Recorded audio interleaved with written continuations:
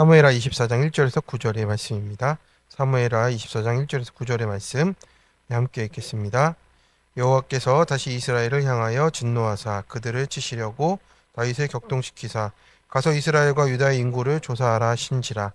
이 왕이 그 곁에 있는 군사령관 요압에게 이르되 너는 이스라엘 모든 지파 가운데로 다니며 이제 단에서부터 브엘세바까지 인구를 조사하여 백성의 수를 내게 보고하라 하니 요압이 왕께 아뢰되 이 백성이 얼마든지 왕의 하나님 여호와께서 백배나 더하게 하사 내 주 왕의 눈으로 보게 하시기를 원하나이다. 그런데 내 주 왕은 어찌하여 이런 일을 기뻐하시나이까 하되 왕의 명령이 요압과 군대의 사령관들을 재촉한지라.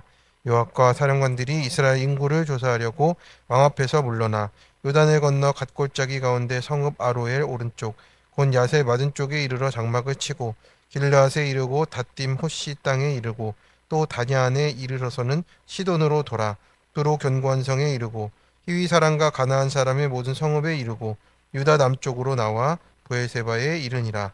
그들의 무리가 국내를 두루 돌아 9달 20날 만에 예루살렘에 이르러 요압이 백성의 수를 왕께 보고하니 곧 이스라엘에서 칼을 빼는 담대한 자가 80만 명이요 유다 사람이 50만 명이었더라.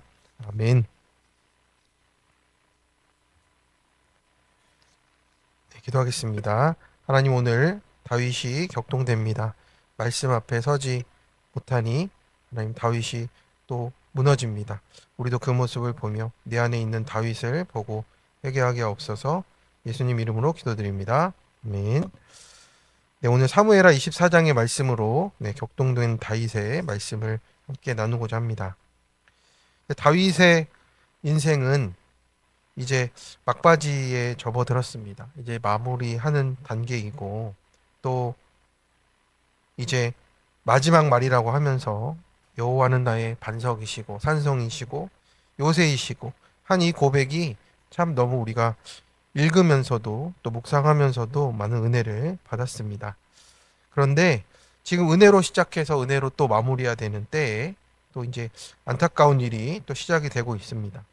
목동이었던 그를 왕으로 세우신 것도 하나님이셨고 사울의 창과 그 15광야를 피하게 하신 분도 하나님이셨고 또 압살롬의 반역에서도 회복하게 하신 분이 하나님이심을 우리가 묵상해 보았습니다. 그런데 오늘 본문은 다윗이 일생 말년에 찾아온 가장 안타까운 사건을 기록하고 있는 거예요. 그러니까 인구조사를 하라는 명령인데 근데 표면적으로는 왕이 이것도 못하겠느냐라고 할 수 있습니다. 그런데 하나님이 이 일을 죄라고 말씀을 하셨습니다. 그러니까 인구를 세는 것이 문제가 아니었고 하나님보다 자신의 힘을 의지하려는 마음이 문제였다라는 것을 드러내고 계십니다. 지금까지는 하나님이 싸워주셨는데 다윗은 지금 이제 인생의 말년에 자신이 가진 군사력과 국력을 확인하고 싶은 마음이 격동이 되어졌습니다. 그래서 오늘 사건도 이제 다윗 안에 숨어 있는 교만을 드러내는 은혜의 사건이 되는 겁니다. 우리가 흙탕물이 맑아져 보인다고 해서 그 흙탕물이 아니지 않습니까? 흔들어 보면 그 안에 있는 하나의 모래 알갱이라도 흙 알갱이라도 떠올라서 다 흐려지는 것이 흙탕물의 본질이잖아요. 그래서 지금 다윗도 그 다윗 안에 숨어 있는 교만이 이제 지금 드러나는 사건이 다시 나타나고 있는 겁니다. 근데 하나님이 그것을 통해서 다윗이 다시 한번 회개의 길로 나아오도록 또 하나님 그 죄를 드러나고 계시는 것입니다. 첫 번째로 스스로 높이려 하니 하나님께 대해서 격동합니다. 24장은 매우 충격적인 것이죠. 여호와께서 다시 이스라엘을 향하여 진노하사 그들을 치시려고 다윗을 격동시키사라고 하십니다. 그러니 이스라엘을 향하여 나가는 진노가 있으셨다라는 것이 먼저였고, 근데 다윗은 이제 그 지도자이기 때문에 그들을 치시려고 이제 다윗도 격동을 한 겁니다. 다윗은 모르고 있던 것이었죠. 또 다윗의 그 열등감도 그 작용하고 있었을 겁니다. 이스라엘 향한 진노가 있으셨고 또 다윗을 향한 격동을 하나님이 또 지금 시키고 계십니다. 그러면 저는 처음에는 예전에는 다윗의 문제라고만 저는 이 본문을 좀 기억을 하고 있었는데 보니까 이스라엘을 향한 진노와 또 다윗이 그 책임을 지는 또 그 격동이 나타나는 것을 또 보게 됩니다. 여기서 격동시키다는 말은 이제 마음을 흔들어서 감추어진 것을 밖으로 드러낸다는 뜻이에요. 그러니 아까 말씀드린 대로 흙탕물을 흔들으면 흙탕물이 올라온다는 뜻이 맞습니다. 그래서 역대상 21장에는 사단이 다윗을 충동했다라고 이렇게 말을 하잖아요. 그러니까 하나님 이 본문은 사실은 그러면 무엇이 맞는 거야 할 수 있습니다. 하지만 하나님의 주권 안에서 이 일들이 우리 안에서 또 어떻게 반응되어지는가는 우리 안에 달려 있다라는 거잖아요. 그러니 다윗이 스스로 높아지려 하니 하나님께 대해서는 격동할 수밖에 없다라는 겁니다. 다윗 안에 숨어 있는 교만이 드러났죠. 왜 하필 인생의 말년에 그렇습니까? 이제 다윗의 감사 찬양이 바로 한 장 앞에 있었는데 이제 23장에서는 다윗과 영원한 언약을 세웠다고 고백하는 그 감사의 찬양이 있었습니다. 근데 불과 한 장 뒤에 하나님보다 군사의 숫자를 세고 있는 것이 우리의 마음이라는 거예요. 그러니까 은혜를 받고 또 감사의 찬양이 있음에도 또 오늘 돌아서면 내 모습은 또 돌아서 있는 이 모습을 깨닫게 되는 거죠. 다윗의 내면을 묵상해 보면 어떻습니까? 수십 년 동안 전쟁을 치렀고 나라가 이제 반역에서 다시 돌이켜서 안정이 됐습니다. 주변 나라들도 굴복했습니다. 다윗의 마음 한편에 이런 생각이 또 올라올 겁니다. 이 백성들이 내 백성이 맞나? 라고 또 생각을 할 거예요. 이스라엘은 어땠습니까? 압살롬의 반역의 편에 섰던 곳이잖아요. 끝까지 돌아오는데 시간이 걸렸습니다. 그러니 내 백성인지 아닌지도 확인하고 싶고 또 이게 이렇게 해놔야 또 내 나라가 안정될 것이라는 생각이 드는 거예요. 하나님의 영원한 언약은 영원한 왕조에 대한 언약은 또 있고 내 감정과 교만이 올라오게 된 겁니다. 이 정도면 우리 국력이 얼마나 되는지 확인해 보자라는 거예요. 내가 얼마나 그 군대를 보유하고 있는지 알아야 되는 것 아니냐라는 생각이 올라오는 겁니다. 하나님이 없는 지금 판단과 결론이 빨리 앞서 나가고 있어요. 겉으로는 국가 안보라고 하지만 자신의 안위와 자신의 업적을 확인하려는 마음들이 이제 뭉게뭉게 피어나고 있습니다. 그래서 교만은 나는 대단하다라는 것도 포함이 되지만 우리 안에 있는 열등감도 똑같은 교만이에요.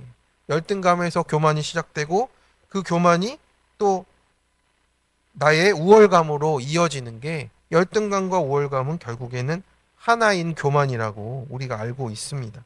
그래서 하나님 없이도 미래를 계산하려는 그 교만이 언제나 우리에게 어떤 것으로 나타납니까? 숫자의 중독으로 나타나요. 돈을 세고 사람을 세고 성과를 세고 내 영향력을 세는 겁니다. 그래서 세고 세어서 내 곳간에 채워져 있으면 어리석은 부자처럼 어떻게 합니까? 아, 이제 내 영혼이 평안하게 되었다. 영혼이 평안하게 되었다는 말이 안 되잖아요. 그냥 내 곳간이 채워진 것 뿐이죠. 그런데 그것을 가지고 우리는 영혼도 평안하다라는 착각에 빠지게 되는 겁니다.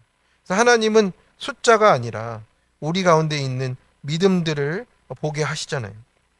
기드온은 3만 2천에서 300명으로 줄었을 때에야 비로소 하나님을 의지하는 것이 무엇인지 깨닫게 되는 것처럼 하나님의 전쟁은 거기에 달려있지 않다라는 거예요.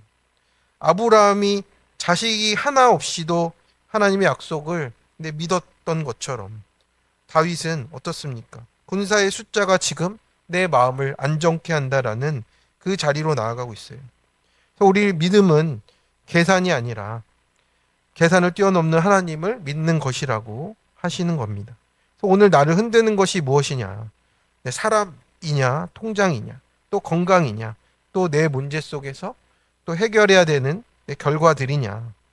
하나님 한 분이면 우리가 충분한지, 그러니까 우리가 스스로 높아지는 것이 아니라 하나님께 격동되는 내 마음의 본질이 무엇인지를 살펴보라 하십니다. 적용 질문입니다. 나는 지금 무엇을 세어보며 안심하고 있습니까? 돈, 건강, 사람, 성과와 같은 숫자는 아닌가요? 다윗처럼 하나님의 구원을 경험하고도 과거의 은혜를 잊고 내가 하나님보다 더 신뢰하는 것은 어떤 것입니까? 하나님께 묻기도 전에 이미 내 계산과 판단으로 결정한 것은 무엇입니까? 두 번째입니다. 내 교만을 말해주는 충언을 들어야 합니다. 다윗은 요압에게 인구 조사를 명령했습니다. 근데 인구 조사는 어떤 때 하는 것이냐면 전쟁 전이나 이 제국을 확장하겠다 할 때 하는 거예요. 이게 고대 근동에서 했던 방법입니다. 그리고 목적이 그랬다는 거죠. 그래서 인구 조사를 실시하고 또 세금을 걷어야 할 때, 또 장정의 인구 조사, 그러니 이제 군인으로 쓸 사람이 누구인지를 조사할 때를 예, 하게 돼 있습니다. 이게 고대 근동에서 하는 방법이에요. 근데 하나님이 하라고 하는 인구 조사는 다릅니다. 어떤 것이 속해 있냐면 속전을 드려야 돼요. 반세계를 내야 되는 겁니다. 왜냐하면 이 백성이 다윗 왕의 소유가 아니라 하나님의 소유이기 때문에 그래요. 하나님의 소유라는 것을 인정하는 예배이기 때문에 인구조사를 하는 것도 예배예요. 그러니 이 반세계를 내어야 하는 겁니다. 이 반세계를 내면서 시작을 하든지 아니면 끝에서 다 하고 내든지 아니면 하면서 낼 수도 있어요. 그런데 그것이 없었습니다. 이것은 무엇입니까? 하나님이 하라고 한 것도 아닌 거예요. 그러니까 이걸 세서 내 것으로 삼겠다는 말과 똑같은 겁니다. 그러니 원래 이 반세계는 뭡니까? 한 세계를 다 내는 게 아니라 반세계를 내고 이 사람이 하나님의 것임을 인정한다는 반세계를 내면서 하나님께 고백하는 것입니다. 이 백성이 하나님 것입니다라는 것을 말하는 거예요. 그런데 이 절차도 없고 아무것도 없고 여호와께서 내게 시키셨다라는 말도 없이 요압에게 이 말을 하는 거예요. 이것을 조사해서 백성의 수를 내게 보고하라 라고 했습니다. 그러니 요압이 왕을 말리는 거죠. 내 주 왕은 어찌하여 이런 일을 기뻐하십니까? 요압도 수긍할 수 없는 말이에요. 이 질문이 중요하잖아요. 요압은 인구조사를 하지 마십시오라고 이렇게 돌려서도 말했지만 왕이 왜 이 일을 기뻐하십니까? 라고 묻는 거예요. 하나님 없이 하지 않았던 다윗이 지금 이 일은 너무나도 이상합니다 라고 얘기를 하는 거예요. 행동보다 마음의 동기를 묻고 있잖아요. 하나님도 언제나 우리의 행동을 앞서서 우리의 중심을 드러내 보십니다. 요압은 왕에게서 말씀이 떠나 있음을 보고 있습니다. 다윗을 오래 가장 지켜본 사람이잖아요.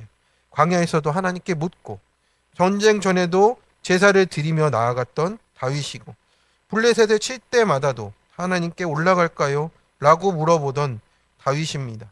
그런데 다윗이 속전도 내지 않고 또 하나님께 묻지도 않은 것 같은 모습으로 내게 보고하라라고 하고 있습니다.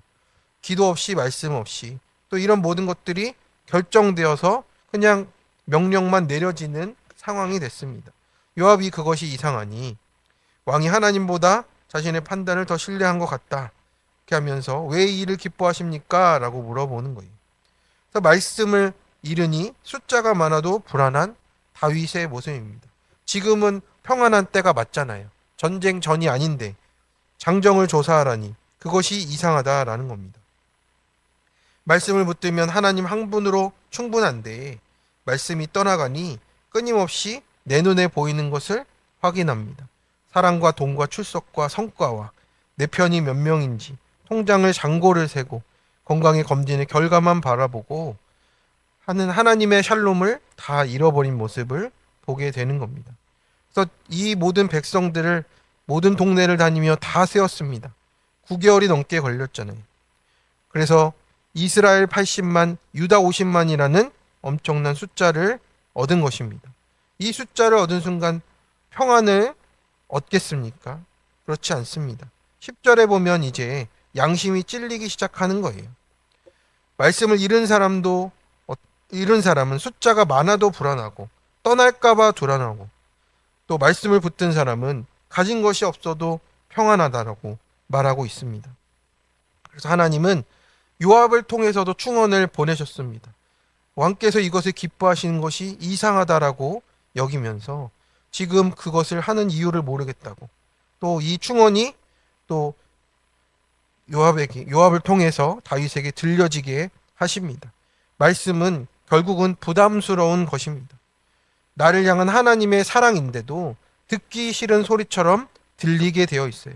그래서 말씀이 들리지 않는 것이 가장 큰 재앙임을 우리가 큐티하면서 느끼게 되는 겁니다.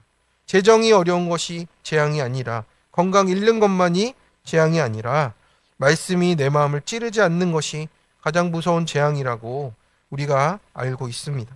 그래서 말씀이 들리지 않으면 죄도 안 보이고, 죄가 안 보이니 회개도 없고, 회개가 없으면 하나님의 성소까지 갈 수가 없기 때문에 그렇습니다. 오늘 나에게 요압은 누구입니까? 배우자의 한마디일 수 있고, 또 지체의 권면일 수 있고, 부모님의 충고일 수 있고, 오늘 함께 묵상하는 말씀일 수도 있습니다. 우리가 이미 결론 내어놓고 하나님의 말씀을 뒤로 뒷전에 놓는 우리의 계산이 앞서지 않습니까? 하나님은 우리 숫자를 세시는 게 아니라 우리의 마음을 세어보시는 분이십니다. 그래서 오늘도 말씀이 나를 이렇게 찌를 때 그것이 은혜로 하나님의 나를 향한 사랑으로 느껴지시는 우리 성도님들 되시기를 축원합니다. 적용 질문입니다. 하나님은 지금 누구를 통해 내게 말씀하십니까? 그 충언을 겸손히 들어보려 합니까? 변명하며 거절합니까? 다윗의 말씀에 떠나 있는 모습처럼 내 삶에서도 기도와 말씀보다 앞서 나가는 부분은 어디입니까? 최근 설교나 큐티에서 내게 회개하도록 주신 말씀은 무엇입니까? 그 말씀에 순종하고 있습니까? 우리 함께 기도하겠습니다. 오늘도 말씀하여 주셔서 나를 향하신 하나님의 사랑을 부어주시는 하나님의 은혜를 오늘 우리가 누리고 나아갑니다. 다윗이 인구조사를 통해서 자기 마음속에 있는 격동되는 마음이 하나님 오늘 드러나고 있습니다. 흙탕물이 흔들면 떠오르는 것처럼 하나님 우리 안에 있는 하나님 그 불순물들이 떠오를 때 하나님 그것에 우리의 마음에 찔리게 하시고 하나님 앞에 회개로 나아가는 우리가 되어지도록 주님 붙잡아 주시옵소서. 하나님을 찾으면서도 형편이 나아지면 어느새 가진 것과 눈에 보이는 조건에 우리의 마음이 흔들리는 우리의 연약함을 고백합니다. 무엇보다 말씀을 잃지 않도록 도와주시고 숫자를 얻고 평안을 잃는 것이 아니라 말씀보다 계산을 앞세워 기도보다 걱정을 앞세우고 믿음보다 현실을 먼저 바라보는 내 눈이 주님의 말씀의 눈으로 깨끗해지도록 주님 도와주시고 오직 주님의 말씀이 기준이 되고 평안되게 하여 주시옵소서. 오늘 말씀하신 것처럼 권면하는 사람들을 붙여 주십니다. 배우자와 가족과 지체와 또 목회자를 통해서 들려주시는 충언을 귀하게 여기게 해주시고 듣기 싫은 말일수록 먼저 하나님이 하시는 말씀인지 분별하며 또 하나님께 나아가는 기회가 되어지도록 도와주시옵소서. 오늘도 우리의 중심을 살피시는 주님 앞에 나아가오니 우리의 삶을 주님께 맡겨드리고 우리의 참된 왕이 되시며 우리의 온전한 속전이 되신 우리 주 예수 그리스도의 이름으로 기도드립니다. 아멘. 우리 함께